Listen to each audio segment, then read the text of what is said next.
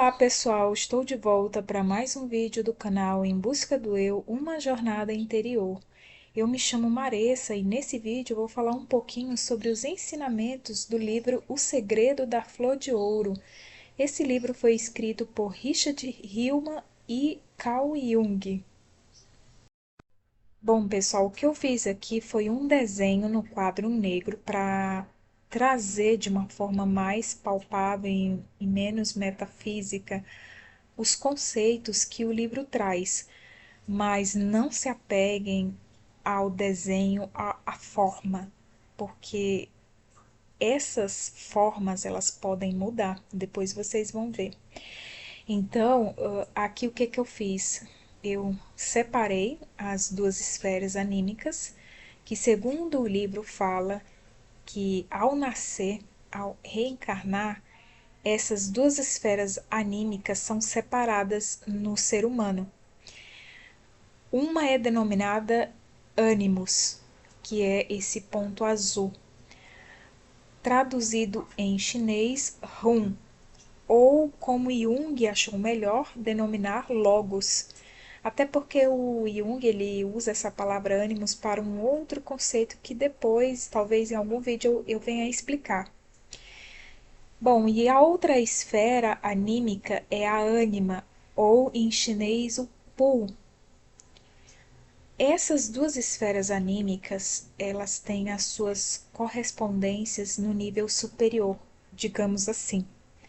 Então, o ânimos ou logos, ele representa o ser, ou Sing em chinês, que é a consciência, né?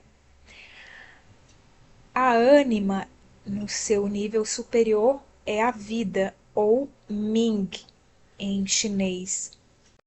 Tanto o Richard Hillman quanto o Jung, eles traduzem essas duas esferas anímicas como o consciente, ou seja, o consciente é o elemento da diferenciação individual, e o inconsciente, que no caso, o inconsciente aqui, a princípio, ele está relacionado a uma força telúrica, obscura, que a gente vai compreender depois, e ao mesmo tempo é o elemento da união cósmica.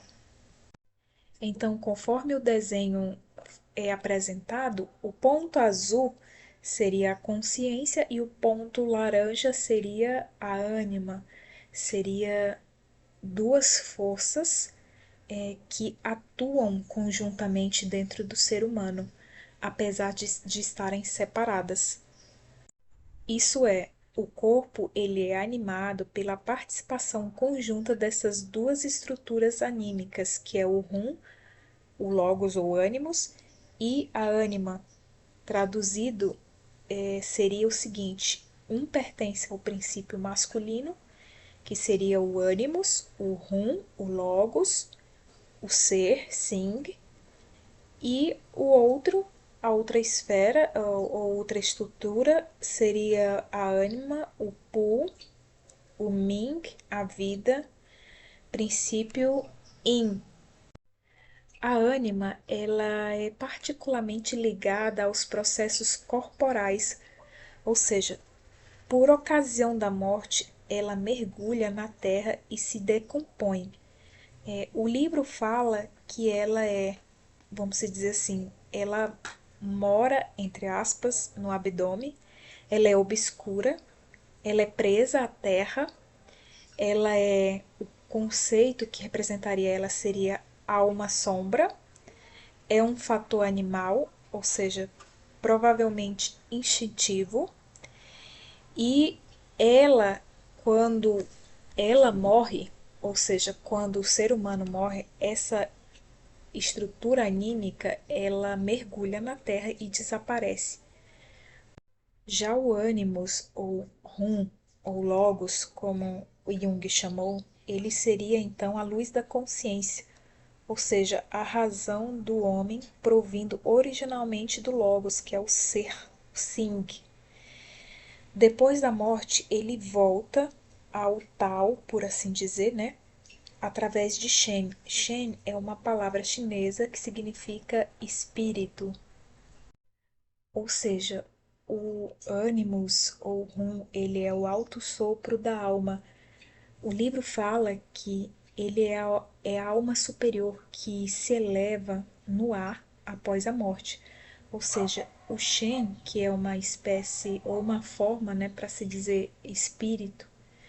Então, essa estrutura anímica ou esfera anímica, ela se separa do corpo e se separa da outra estrutura anímica que é a ânima.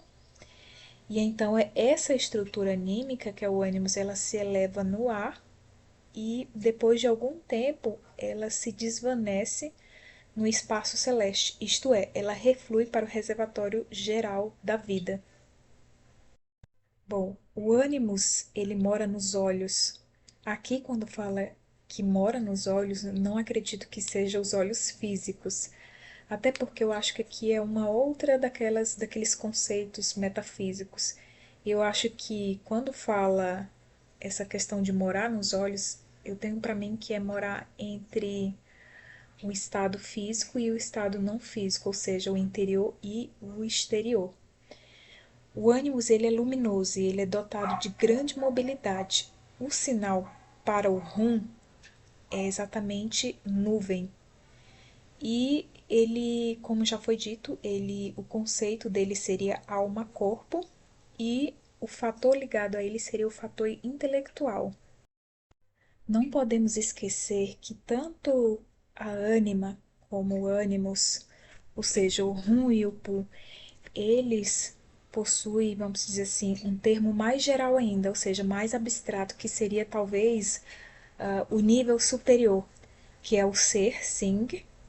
O ser Sing é o que torna o homem um ser espiritual, ou seja, o homem enquanto indivíduo possui o ser, o Sing, mas na verdade ele ultrapassa muito o ser individual, ou seja, ele é supra-individual. O ser Sing, ele é a sede da consciência emocional que é despertada através da reação emotiva dos cinco sentidos para as impressões do mundo exterior. Ou seja, aqui o ser Sing, ele é o substrato dessa sede, dessa consciência emocional, quando nenhum sentimento se manifesta, o que se pode dizer como um estado de transcendência ou supraconsciência. Esse é o ser, o Sing. Em outras palavras, esse substrato é quando, vamos dizer assim, a mente ela está tranquila, a sede da emoção, né? É a sede da consciência emocional, ela está sem nenhuma manifestação de nenhum sentimento e ela permanece nesse estado de nenhum sentimento manifestado. Esse é o estado de transcendência. Bom, quando o ser, o Sing, ele entra no âmbito dos fenômenos, que é em relação com a experiência humana, ele liga-se estreitamente à vida, que é o Ming. O sinal Ming, vida, significa uma ordem régia e, portanto, determinação, fatalidade, o destino que cabe a alguém e, assim também, a duração da vida. É a medida da força vital disponível. Por conseguinte, o Ming, a vida, ele se aproxima do Eros. Para mim, o Ming, a vida, ele representa a experiência temporariamente humana, porque a gente sabe que aqui é uma experiência, né? Que tem começo, meio e fim. E, por exemplo, para o budismo na China, eles consideram o Ming a atuação do karma dentro do mundo ilusório. Por que que eu disse para vocês não se apegarem ao desenho? Porque uma outra forma do desenho seria essa daqui. O ponto branco no centro seria, vamos dizer assim, a consciência, enquanto que os riscos laranja seriam a extensão, seriam a utilização dessa disponibilidade de força vital que é o Ming, a vida, se desdobrando em outros pontos, por assim dizer, outros centros. Então, aqui o ponto branco, o centro seria o ser, o Sing, o ânimos, o Hum, ou Logos. A extensão em laranja seria a ânima, o Pu, ou a vida, o Ming, se desdobrando em vários outros centros. Bom, para o Jung, o espírito, ele não representa somente o intelecto. Na verdade, representa algo de mais elevado do que o intelecto. E abarca também os estados afetivos, ou seja, é a união dessas duas esferas anímicas em seu nível, vamos dizer assim, superior. Então, para ele, o espírito ele é uma direção, ou seja, consciência, e um princípio de vida, ou seja, é a unidade disponível de força vital também, que aspiram às alturas luminosas e sobre-humanas. A ele se opõe o feminino obscuro telúrico Yin, com a sua emocionalidade e instintividade que mergulham nas profundezas do tempo e nas raízes do contínuo corporal. Agora aqui vem a parte mais interessante, é de como que essas duas esferas ou estruturas anímicas elas atuam dentro do ser humano. E aí o livro fala o seguinte, que o movimento direto, ou seja, o movimento habitual é de que quando essas duas forças elas se unem, o processo vital ele decai, ou seja, é um processo vital descendente. E eu acredito aqui que quando ele fala descendente, significa descer nos planos da existência. Então, esse movimento direto habitual consiste em que essas duas almas entrem em relação recíproca, a modo de fator intelectual, que é o ânimos, e animal, que em geral é a ânima, ou seja, é a vontade insensível aguilhoada pelas paixões, que obriga o ânimos ou o intelecto a colocar-se a seu serviço. Pelo menos o faz voltar-se para fora. Disso resulta que as forças do ânimos e da ânima se esvaem e a vida se consome. Bom, como resultado positivo ocorre a geração de novos seres, nos quais a vida se prolonga, enquanto que o ser originário, ou ser, o Sing, se externaliza e finalmente se transforma pelas coisas em coisa. O ponto final é a morte. A ânima mergulha, o ânimo se eleva e o eu é privado de sua força numa situação dúbia. Quando essa externalização se afirma, ocorre em consequência o peso e o mergulho na surda aflição da morte, e o eu só se alimenta miseravelmente das imagens ilusórias da vida que ainda o atrai, sem que, no entanto, possa participar ativamente delas. Ou seja, aqui é aquela parte do livro do Bardo Todol, né? A questão das imagens ilusórias.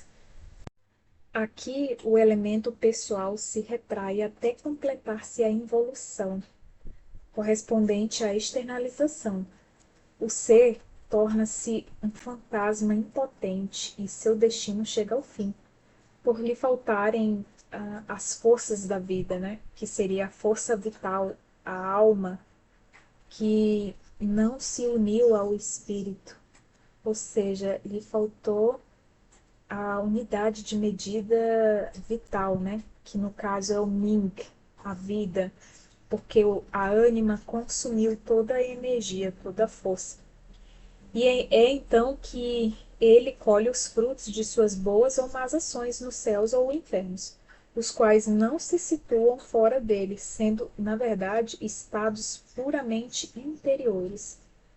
Quanto mais profundamente mergulha nesses estados, mais se envolve, até desaparecer na superfície da existência tal como ela findou, e as imaginações nele presentes fornecerão os elementos para o início de uma nova existência, num novo regaço materno, ou seja, uma nova reencarnação. No entanto, quando o ser humano ele consegue, durante a vida, iniciar um movimento reversivo, que seria o movimento ascendente das forças vitais, quando as forças da ânima são dominadas pelo ânimos, aqui eu não colocaria dominados, eu acho que eu usaria aqui um termo de compreendidas e integradas, né? E transmutadas. Então, quando as forças da ânima são integradas, compreendidas e transmutadas pelo ânimos, que é a consciência, né? Que é uma, vamos dizer assim, uma definição do ser, do Sing, o ânimos, realiza-se então uma libertação das coisas exteriores. Ou seja, as coisas ainda vão estar lá, elas são reconhecidas, mas não são cobiçadas. Através disso, a força da ilusão ela é rompida. Ocorre um movimento circular ascendente das energias. O eu retira-se dos emaranhados do mundo e permanece vivo depois da morte, uma vez que a interiorização impediu que as forças vitais se derramassem ou derramarem para fora. Pelo contrário, estas últimas, ou seja, as forças vitais, criaram um centro vital na rotação inferior da mônada, que não depende da existência corporal. Bom, o livro fala sobre esse movimento circular da luz, que é uma interiorização. O ser humano, ele começa a voltar-se para si, mas esse si aqui é o, vamos dizer assim, é o eu sou, é a sua consciência mais elevada. Ele começa a buscar o eu, ou seja, ele forma um centro. Esse centro não é mais aquela velha personalidade, ela vai se transformando, se moldando conforme as experiências. Isso é a grande obra. Então, eu cheguei a fazer esse desenho aqui, que é exatamente o encontro, né, dessas duas esferas. Eu particularmente vejo elas como duas forças, e são forças que são quase que irresistíveis. Bom, o Jung, ele trata do assunto da ânima de um certo ponto mais específico em outro livro. Bom, pessoal, esse outro desenho aqui são dois desenhos, na verdade, né? O, o desenho que contém apenas um círculo em forma de espiral e vários pontos seria que a consciência se lançando para fora, para a externalização, onde ela ainda não encontrou o ponto que seria o centro, o self, e vamos dizer que existe um pequeno pontinho aqui que seria esse centro da consciência do ego, né? No ego, o ego não no sentido pejorativo ou mal da palavra, mas sim no sentido de ter uma consciência de personalidade, né? E aí os vários pontinhos amarelos são como se a consciência, esse centro pouco pequeno de personalidade, estivesse buscando o centro, que seria o self, porém buscando fora. E aí ele encontra vários centros fora dele, como se ele quisesse buscar o preenchimento, né, desse vazio, né? Então ele busca várias várias formas fora dele para preencher. E aí cada vez mais são geradas mais formas. Agora o outro desenho do lado, onde consta como se fossem dois círculos sobrepostos um ao outro, um branco e um amarelo, seria o seguinte, seria a consciência fazendo agora não um movimento para fora, mas para dentro, uma interiorização na busca do eu, e ele encontra com outro centro, que no caso seria o inconsciente, né? Aqui também não é o inconsciente no sentido negativo, mas o inconsciente no sentido de integrar a totalidade do ser. O ponto em azul seria, vamos dizer assim, um ponto virtual, onde estaria entre essas duas esferas, né? Entre essas duas rotações, que seria entre o ego, a personalidade diferenciada, a consciência, e o interior, que seria a, o inconsciente. Então seria um ponto entre os dois.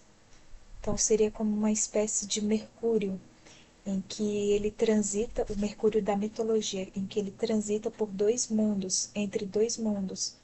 Então ele vai no submundo, no inconsciente, ele volta, ele vem, ele, enfim, ele tem essa mobilidade, essa flexibilidade. Então é isso. Esse aqui é só uma amostra dos desenhos que eu acho que daria para explicar um pouquinho mais sobre isso.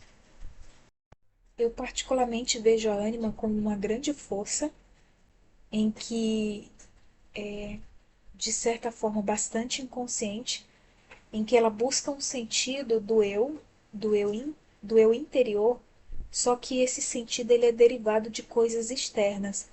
É como se houvesse uma busca incessante para preencher um vazio. É interessante porque o Jung fala sobre a ânima, se eu não me engano, é no Arquétipos e Inconsciente Coletivo. Ele fala que a ânima é uma força psíquica, traduzindo seria humores, estados nervosos, ideias obsessivas, que nos provam que nós não somos o único senhor de nossa própria casa. Ou seja, é uma força inconsciente dentro do ser humano. Por isso que a ânima ela é representada pela palavra po e gui. O gui é quando a ânima ela mergulha, depois da morte ela mergulha na terra, e ela é de uma substância telúrica. Ela é concebida como uma parte feminina cetônica da alma. Aí eu fui pesquisar essa palavra cetônica, significa em mitologia, e particularmente na mitologia grega, o termo cetônico ele é relativo à terra, ou seja, terreno. Designa ou refere-se aos deuses ou espíritos do mundo subterrâneo, por oposição às divindades olímpicas. Aí eu lembrei muito do submundo, né, dos de Hades, que é o nosso lado obscuro da nossa psique, né? Eu acredito que quando fala que o ânimos mora nos olhos, eu não acredito que seja esses olhos físicos, e sim os olhos que estão atentos tanto ao que vem de fora, ou seja, ao mundo físico, material externo, e quando eu falo de fora são emoções e tudo mais, tudo que provoca uma reação dentro da gente, como esses olhos que também está voltado para o que acontece dentro da gente. E isso inclui mergulhar nesse submundo, né? Desse lado obscuro da nossa psique. Aí, novamente, o livro fala que o ânimos reside no coração celeste. Sua natureza é a luz. Ela é a força do leve, do puro. Foi isto que recebemos do grande vazio, que é um só com o começo originário. Já a natureza da ânima é a natureza do obscuro. Ela é a força do pesado, do turvo.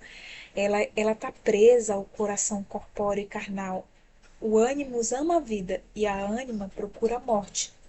Todos os prazeres sensuais e acessos coléricos são efeitos da ânima, que é o que o livro também chama de espírito consciente, que se alimenta do sangue depois da morte.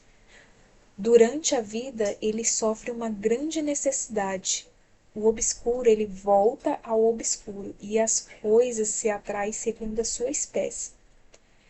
O que os alquimistas tentavam fazer era exatamente essa transmutação. Era destilar completamente a ânima obscura até transformar ela em pura luz.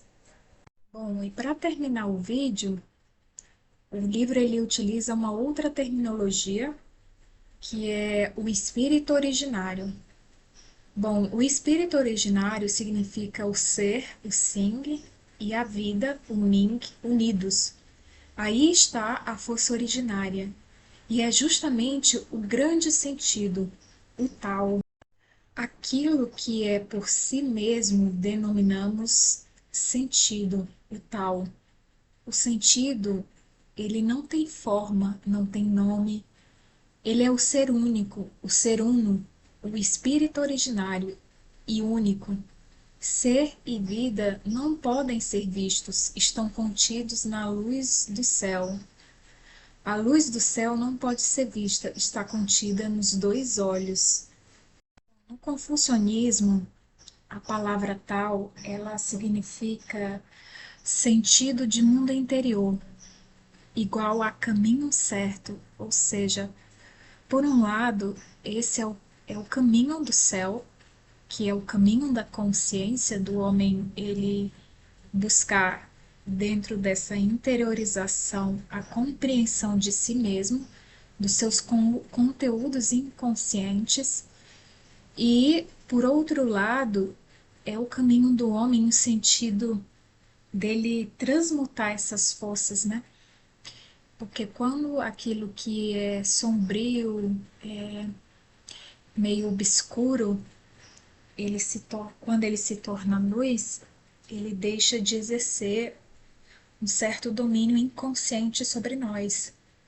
Ou seja, aquela força, ela é utilizada, ela é determinada, ela é dirigida, ela é direcionada para um centro, que é o próprio eu, né? Lao Tse usou essa expressão tal no seu sentido metafísico como o princípio último do mundo, como o sentido anterior a toda realização, antes da separação e polarização dos opostos. Fato esse que é a base de toda a realização. Ou seja, para que haja uma manifestação, é necessário que exista o equilíbrio dessas duas forças opostas. Esta terminologia é o pressuposto fundamental do livro.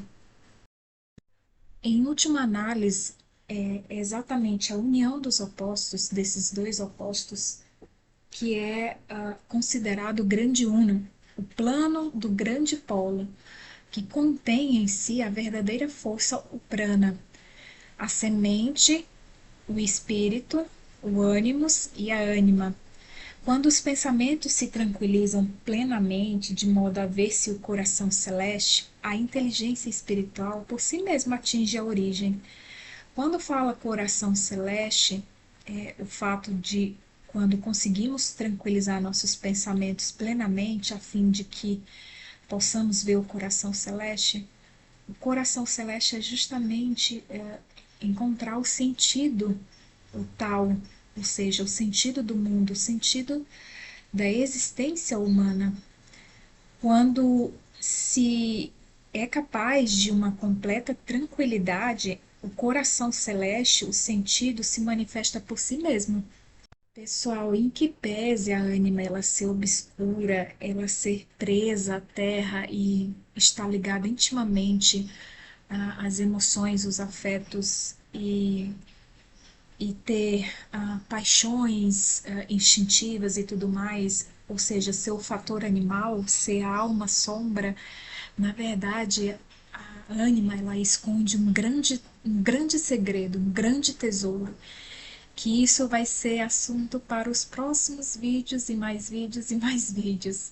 Bom, é isso, pessoal. Se você gostou desse vídeo, deixa o seu like. Se você não é inscrito, se inscreva. e a gente se vê nos próximos vídeos. Até mais. Tchau, tchau.